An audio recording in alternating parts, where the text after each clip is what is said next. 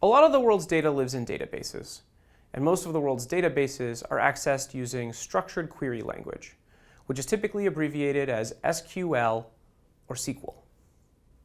It's been around since the 1970s and is the most common method of accessing data in databases today. SQL has a variety of functions that allow its users to read, manipulate, and change data. It's also popular for data analysis for a few reasons.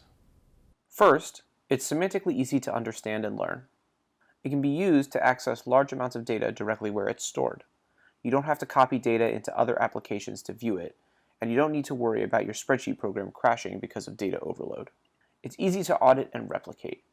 In a spreadsheet tool like Excel, you have to click into each cell to know how they're calculated. With SQL, you can just read a query from top to bottom. Nothing's hidden. Finally, SQL can run queries on multiple tables at once across large data sets.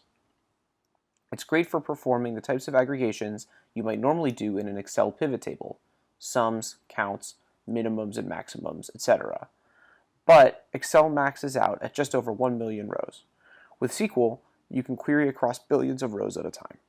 Maybe most importantly, SQL is incredibly flexible, especially when compared to out-of-the-box dashboard products like Google Analytics. In Google Analytics, you might be able to answer questions like which pages on my site receive the most traffic and where does it come from. But you can use SQL's filtering capabilities to answer much deeper, more complex questions, like how many viewers return to my site between 1 and 3 weeks after their first visit, and what typically brings them back. These features make SQL one of the primary data analysis tools for both beginners and experts.